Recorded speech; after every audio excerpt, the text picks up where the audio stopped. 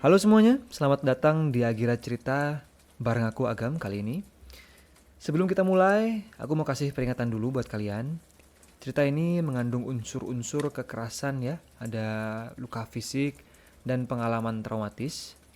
Tapi tenang, tujuan kita bukan buat nakut-nakutin, tapi melainkan untuk edukasi, refleksi, dan juga pastinya ada inspirasi di sini yang bisa kita pelajari dan diambil ya. Karena di balik kisah kelam ini ada kekuatan manusia yang luar biasa yang terkandung di dalamnya. Sebuah kisah tentang bagaimana seorang bisa bangkit bahkan setelah nyawanya hampir direnggut. Hari ini kita akan membahas kisah seorang wanita dari Afrika Selatan. Namanya adalah Alison Botha. Seorang wanita biasa yang akhirnya dikenal dunia sebagai survivor yang luar biasa. Alison lahir tahun 1967 di kota Port Elizabeth, Afrika Selatan. Sejak kecil ia dikenal sebagai anak yang ceria, gampang akrab dengan siapa saja, dan punya energi yang positif. Kalau ketemu Alison itu rasanya kayak ketemu sama teman lama yang bikin suasananya jadi ringan. Gadis ini tuh suka baca, suka hangout sama temennya, dan juga punya jiwa sosial yang sangat kuat dan hangat. Hidupnya pun bisa dibilang normal dan sederhana. Kerjaannya stabil, punya lingkaran circle teman yang dekat, dan sering jadi orang yang bikin hidup orang lain tuh lebih ringan terasanya. Tapi semua itu berubah di bulan Desember 1994. Malam itu, hidup Alison jungkir balik dalam hitungan menit. Suatu malam, Alison baru aja pulang dari nganter temennya. Dia parkir mobilnya di dekat apartemen tempat dia tinggal. Tiba-tiba saat hendak masuk, seorang pria mendekat dengan menodongkan pisau di tangannya.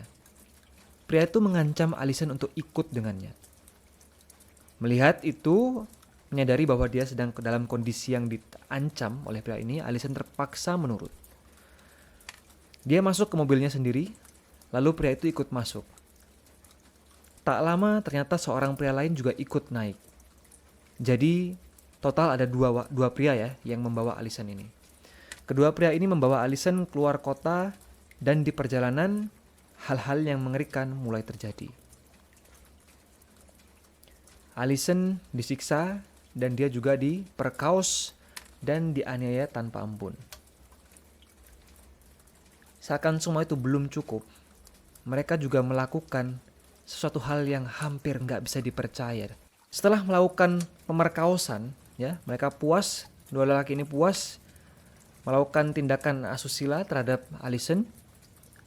Mungkin di sini kita berpikir dan mungkin Alison pun juga berpikir hal yang sama. Mereka akan meninggalkan Alison, tapi ternyata tidak. Setelah menerima tindakan asusila tersebut, Alison itu ditusuk hingga belasan kali di daerah perutnya. Lalu bahkan lehernya pun juga mendapat luka dari sajam itu, hingga menurut testimoni juga dokter itu mengatakan bahwa lehernya itu hampir terpisah dari badannya ya. Jadi putus lah gitu, hampir putus. Tubuhnya jatuh terkapar. Perutnya sobek. Bahkan sampai isi perutnya pun itu ada yang keluar. Bisa kita bayangkan seberapa banyak Alison kehilangan darah. Matanya terbuka setengah, napasnya makin pendek, makin pelan, makin hilang. Bayangkan, malam itu gelap, dingin, dan sunyi. Di tanah sepi itu seorang wanita muda tergeletak tanpa daya. Kalau dipikir logis, mustahil ada orang yang bisa bertahan dari kondisi yang separah itu. Tubuh Alison tak lagi bergerak, hening. Malam itu seolah menelan habis nyawanya.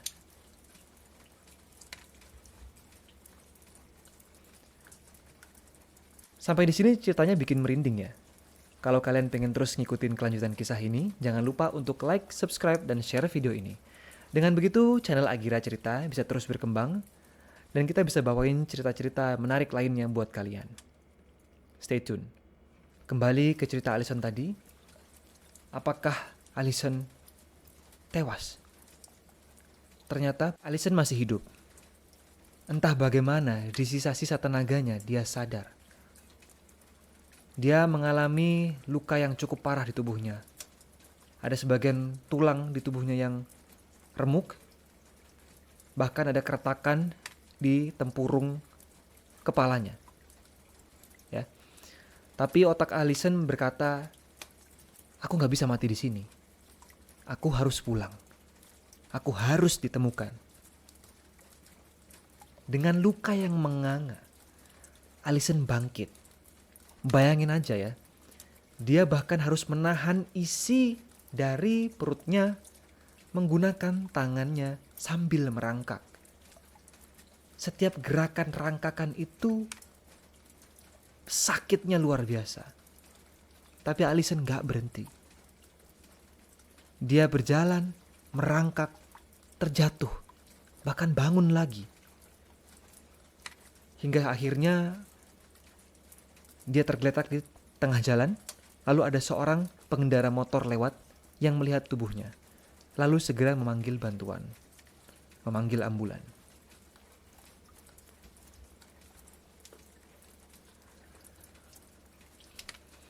Tak lama kemudian Alison dilarikan ke rumah sakit dan sesampainya kita dipertemukan dengan sosok orang yang juga penting dalam proses penyembuhan dan penyelamatan Alison, yaitu Dr. David Comin.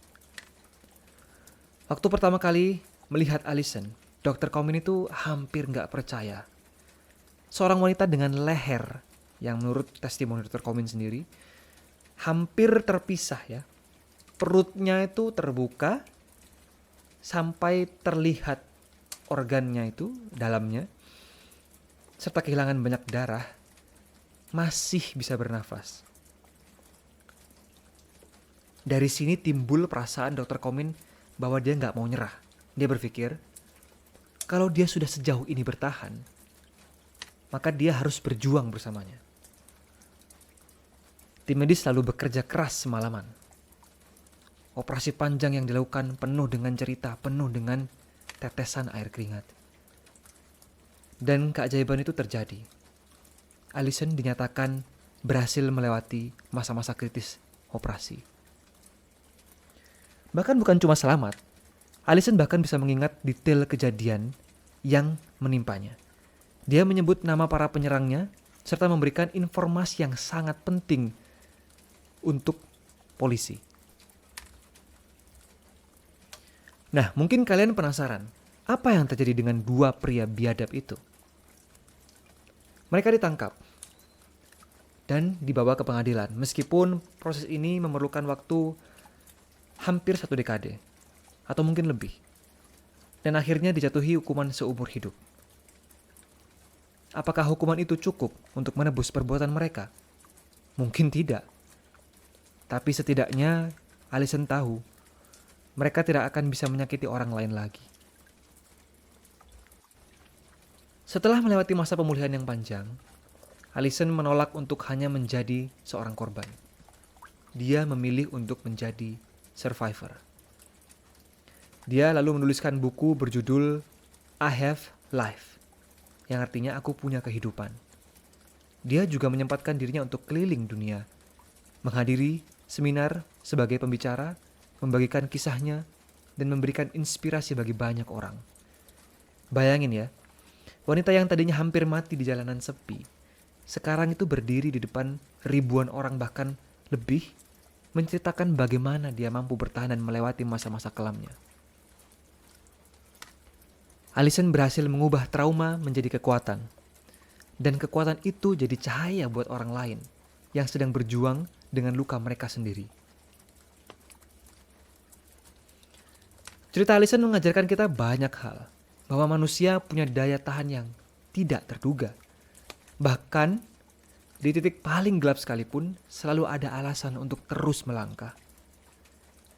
Dan yang paling penting, menjadi seorang survivor bukanlah soal apa yang terjadi pada kita, tapi soal pilihan kita untuk terus bangkit, terus melawan, dan terus mencoba. Aku Agam, terima kasih sudah nemenin aku sampai akhir cerita di Agira Cerita. Kalau kalian merasa kisah ini berarti, jangan lupa untuk klik like dan subscribe dan share biar makin banyak orang yang bisa ikut belajar dan terinspirasi. Dan tentu aja supaya kalian gak ketinggalan update cerita-cerita berikutnya yang menarik dari channel ini. Sampai ketemu di episode berikutnya. Sampai jumpa kembali para pendengar setia. Bye-bye.